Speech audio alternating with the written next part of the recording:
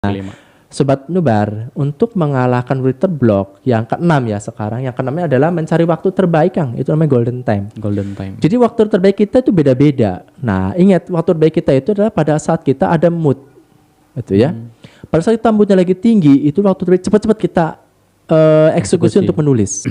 Jadi Sobat Nubar, saya tekankan kembali bahwa jangan pernah menargetkan waktu untuk menulis, tapi targetkan adalah untuk target menulisnya. Target menulis. Iya, jadi ketika ini Kang, jadi ketika mencari waktu terbaik golden time itu kita, oh ternyata waktu saya terbaiknya itu datang jam 9 malam, mood kita. Nah, kita belum ngantuk, cepat eksekusi. Dieksekusi ya. Iya, terserah mau 10 menit, mau 1 halaman, 2 halaman, yang penting itu kualitas yang terbaik pada saat datang itu adalah cepat eksekusi. Tapi waktu mood kita lagi bagus itu harus digeber semuanya langsung kelar atau tidak, Kang. Dibatasin juga, Kang? Tidak, karena gini, setiap yang datang mood terbaik itu terus kita eksekusi itu ada batas waktu tertentu, Kang. Ya. Ada batas waktu tertentu gini. Saya pernah menulis cerpen dalam 1 jam itu saya pernah, ini asli real. Saya dalam waktu 1 jam itu bisa menyelesaikan 5 judul. 1 jam, persis 1 jam. Itu 5 judul cerpen. Iya. Ya, dengan durasi panjang cerpen itu saya kurang lebih sekitar paling panjang 2000-an lah, 2000 kata. Itu 2000 sampai 3000 kata itu paling panjangnya. Itu dan paling terpendek itu di angka 600. Itu saya menghasilkan 5 judul. Itu waktu terbaik itu. Golden time saya itu pada saat itu adalah sesuatu yang sangat luar biasa. Itu kan. Jadi dan saya pernah menulis ketika di sela-sela saya mengajar atau sedang memberikan pelatihan. Jadi ketika udah datang nih kita lagi rehat, nah ternyata ini ada ide nih ketika melihat peserta gitu ya, peserta pelatihan dan sebagainya, ini bisa dimasukkan nih ke ini, buka folder yang sekiranya berhubungan langsung saya eksekusi. Itu lumayan Kang, bisa 1 jam 5 judul, Kang ya. Iya, itu rekor saya lah, tapi enggak semuanya terjadi, tapi itu adalah sesuatu hal yang itu golden time saya, jadi itu mood yang terbaik buat saya gitu. Pantesan kemarin langsung bikin 10 menit langsung bisa bikin cerpen gitu ya. Kalau sebelumnya memang terjadi, Kang. 10 menit itu emang terjadi. Ini saya udah survei dengan kelas-kelas yang saya adakan itu, dengan komunitas yang saya adakan, bahwa coba sekarang bikin dari mulai kategori Pikmini sampai ke cerpen bebas itu tokoh hadirkan hanya 3 maksimal atau 2, minimal 2 maksimal 3. Tempatnya hanya 1, setting tempatnya. Plot twistnya cuma 1. Tapi ingat jangan ada terjadi plot hole. Nah, jadi plot hole-nya itu jangan sampai terjadi. Jadi gimana caranya dikemas sedemikian rupa itu paling susah, ya. Tapi kalau udah terbiasa, kenapa saya katakan paling susah? Karena biasanya orang-orang kita nih, penulis pemula khususnya di Nubar, nulis bareng itu bertele-tele kan cara menjabarkan sebuah cerpen. Itu berhari-hari. 2 bulan kemudian, 1 bulan besoknya, paginya, ini terlalu berbelit-belit. Cerpen itu tidak usah dengan banyak neko-neko. Hadirkan 1 tempat, setting suasana, 1 konflik. Tokohnya maksimal 3, udah selesai. Itu cerpen. Jadi cerpen itu tidak membahas beberapa konflik yang dihadirkan, nanti itu terjadi pada novelet nantinya. Kalau bisa terbung nantinya malah jadi disambung lagi. Nah ini jadi kesalahan orang-orang kita ada memahami cerpen cerita pendek itu tanpa batasan, Kang. Tanpa batasan dari mulai misalnya jumlah kata-katanya, jumlah suku katanya atau jumlah katanya, dari jumlah pemainnya, aktornya, tokohnya, dari jumlah setting tempat, setting suasana, dari plot, dari alur dan sebagainya, itu sehingga mereka seolah cerpen itu gaya bebas. Itu yang salah, masih salah di ini. Sehingga ketika ada suatu Nubar nulis bareng itu 1 bulan nggak selesai nulis. Karena apa? Karena berpikirnya dia itu cerpen itu harus menghadirkan beberapa tokoh, menghadirkan beberapa setting tempat, setting suasana, menghadirkan beberapa hari, beberapa bulan dan minggu. Itu jadi kan bersambung nantinya. 2 hari kemudian, nanti ada tuh sebulan kemudian, ada seperti itu, Kang. Sampai ada yang dari mulai dia diceritakan dari TK sampai dia wisuda itu ada, Kang. Itu saya pernah mengedit sebuah cerpen-cerpen yang kebanyakan itu seperti itu.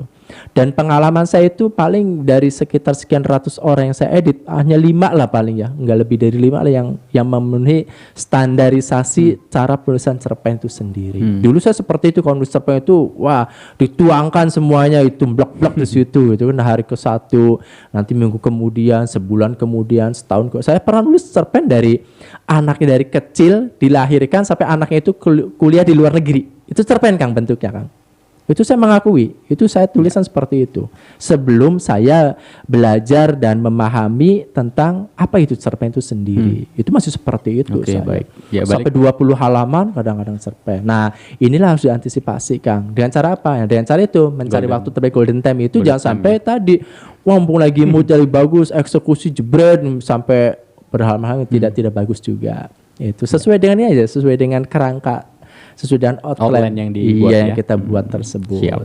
Itu ya. Itu poin ke-6 Kang ya, mencari waktu yang terbaik. Iya, golden time ya. Yang ketujuhnya Sobat Nubar adalah ketujuh Kang ya sekarang ya. Yang ketujuhnya adalah Sobat Nubar itu menggali sebanyak informasi tentang apa? Tentang topik yang ditulis melalui media sosial. Sekarang udah banyak, mungkin Kang Aan banyak. Sekarang punya media sosial ada berapa? Facebook udah jelas. Instagram, Twitter. Terus apalagi? Apa namanya, Telegram hampir sama dengan WA nantinya ya. Telegram ya, kurang Hanya lebihnya sih. Yang lebih ini kan lebih gitu. interaktif untuk mengekspos atau mengeksplor tentang tulisan kan biasanya Facebook sama Twitter kan ya. Twitter juga, sama Instagram kan. Instagram kan lebih ke foto. Sama Instagram kan lebih banyak ke picture ya, ke foto-foto. Tapi lebih ini kan ke Facebook ya, lebih banyak Facebook. lebih banyak memuat kata-kata lebih leluasa lah. Sama ini blog paling ya. Betul. Sama blog seperti itu. Nah, Sobat Nubar, ketika menggali sebanyak-banyaknya ide atau sebanyak informasi yang akan kita eksekusi menjadi sebuah mengalahkan Twitter blog, itu Anda bisa berselancar. Kemana selancarnya? Ya ke media sosial.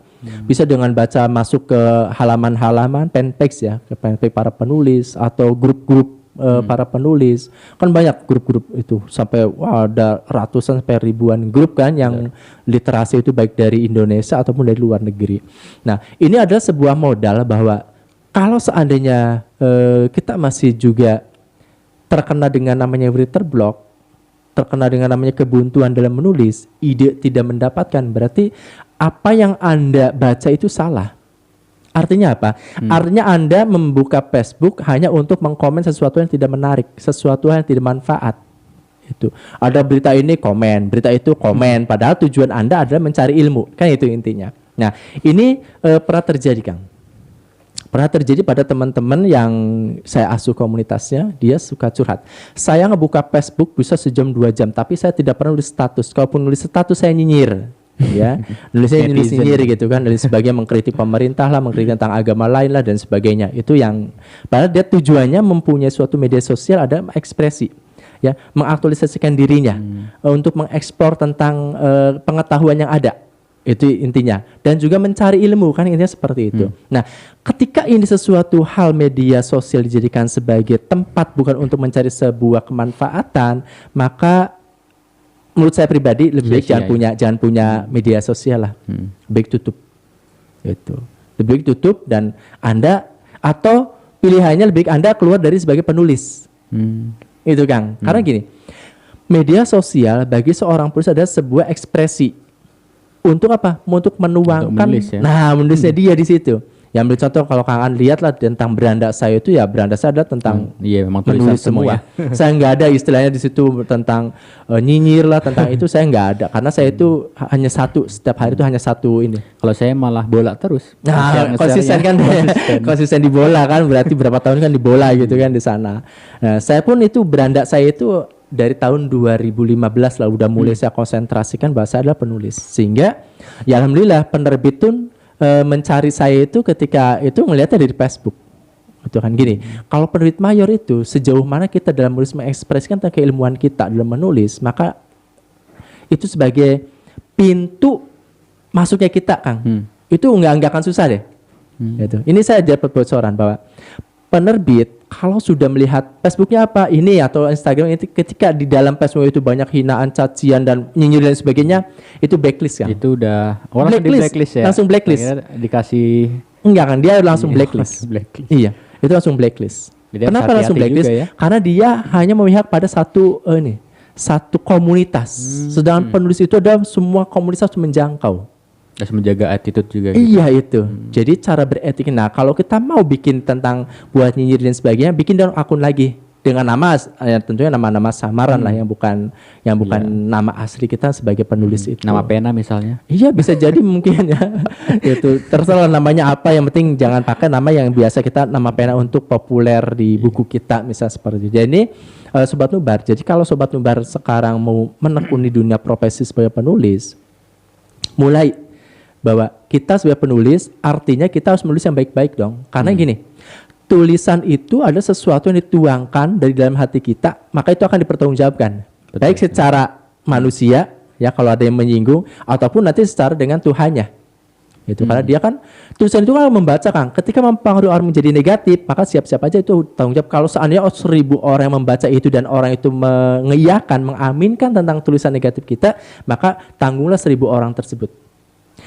Misalnya contoh gini, seorang penulis ketika dia nulis dan bukunya sangat bagus digandung ya. Nah, pada suatu saat dia menyenggol tentang sebuah tokoh yang tokoh itu ada punya suatu komunitas tersebut. Nah, tersenggol aja, siap-siap Anda dicap sebagai penulis pembohong. Itu akan terjadi. Ini dunianya dunia maya, Kang. Udah jangkauan itu udah luas. Iya. Jejak digital ya. Itu udah luar biasa. Jejak digital itu tidak akan bisa dihapus, Kang. Itu akan tetap ada dan itu akan luar biasa. Ambil contoh gini. Ada kasusnya tahun kemarin 2020. Kasusnya dia selalu nulis yang bagus-bagus di Facebook, dan ketika itu pada saat itu ya anaknya adalah harus wajib membeli sebuah buku gitu. Dan dia nulis dalam nulisnya itu bahwa negara kita dijajah oleh suatu orang yang lebih berkuasa gitu, istilah seperti itulah, bla bla sebenarnya. Akhirnya padahal dia menunjuk seseorangnya tidak ditunjuk, tapi harus membeli buku. Nah, buku itu yang ditunjuk penerbitnya. Akhirnya dari penerbit inilah tersinggung, dia diadukan sampai ke meja hijau. Itu Bang. Segitunya ya. Sampai ke meja hijau, itu luar biasa. Padahal dia orang baik. Saya kenal dia bukan sekali dua kali. Soalnya kenal dia itu dari zamannya saya masih di Bandung, sampai saya ke Jakarta masih sering ketemu di Jakarta kalau ngadain acara dan sebagainya. Ya saya masih komunikasi baik. Bahkan ketika saya tahu bahwa dia udah viral di media sosial, saya langsung WA tentang kejadian itu dan sebagainya. Ya saya nggak tahu kalau ada orang tersinggung dengan ucapan saya, bahwa saya cuma mengkritik seperti itu. Dan silakan lihat status saya, nggak ada yang mengkritik siapapun karena saya adalah penulis. Emang betul kan, tapi hanya terjadi sekali saja itu menyentil tentang nama penerbit, dan penerbit itu tidak suka dengan orang itu karena disangka mendiskriminasikan tentang tentang ininya karyanya, terjadilah meja hijau. Itu kan satu luar biasa. Jadi kalau seandainya Sobat Nubar emang posisinya pengen jadi penulis, jadilah penulis yang baik. Itu sesuai dengan bidang Anda. Anda jangan pernah mengkritik sesuatu siapapun, golongan manapun, jangan pernah. Kalau Anda pengen mengkritik dan sebagainya, ambillah akun yang lain. Itu saran saya, ya, karena penulis sekarang itu penulis yang luar biasa. Saya masih mengagumi Kang Ripa Iripan. Kang Ripa Iripan ini luar biasa, Kang. Itu saya sangat kagum kepada beliau. Jadi beliau itu konsisten terhadap apa yang dia tulis pada Facebooknya. Tulisannya kecil-kecil sedikit, tapi itu luar biasa, sangat bagus. Dan dia itu sesuatunya ketika ada orang yang komentar, Mas bagaimana ini, ya itu kan urusan masing-masing gitu. Jadi enak gini ininya ya. Nah kalau saya kan konsentrasikan dalam dunia kepenulisan, literasi. Kalau saya ininya menggugah lagi orang agar semangat berliterasi, dari mulai triknya, dari mulai motivasi dan sebagainya, itu kalau saya di sana konsentrasinya di sana. Walaupun dalam menulisnya saya menulisnya pada bidang psikologinya, psikologi remaja gitu ya Kang ya. Jadi Sobat Nubar, ininya cara mengalahkan Writer Block yang terakhir adalah menggali sebanyak-banyaknya informasi tentang topik yang ditulis melalui media sosial. Silakan pakai apa aja lah media sosial. Iya, siap. Terima kasih Kang Digi atas pemaparan, atas apa namanya tadi, cara untuk mengalahkan Writer Block tadi. Ada 7 langkah atau 7 cara Kang ya. Iya. Oke, baik, bagi Sobat Nubar yang mau tanya-tanya mungkin bisa langsung tulis saya di kolom komentar di bawah ya. Barangkali bakalan dijawab sama adminnya langsung mungkin, atau nanti kita bahkan adakan sesi tanya jawab gitu. Oke, terima kasih buat sobat Nubar yang sudah menyaksikan channel YouTube Nubar Pro. Jangan lupa untuk subscribe, like, komen, dan share serta aktifkan lonceng di bawah ini untuk mendapatkan konten-konten lainnya serta untuk mendapatkan giveaway. Nah, ini ada kamera B Pro 5 buat sobat yang hobi jepret-jepret sana sini. Ini buat apa namanya? Misalnya sepedaan, taruh di atas ini buat Helm, ngerekam. di helm itu Iya, ya? di helm buat ngerekam jalan gitu Kang ya. Terus yang kedua bisa buat di dalam air nih, buat yang hobi diving atau nyelam-nyelam gitu. Bisa foto di dalam air gitu. Nah, yang hadiah keduanya kita ada jam tangan dari Biden asli. Nah, ini ada jam tangannya ya. Iya, seperti bukan ini. kaleng-kaleng. Oh iya, Kang DJ pakai Iya, itu. kita pakai. Nah, sip.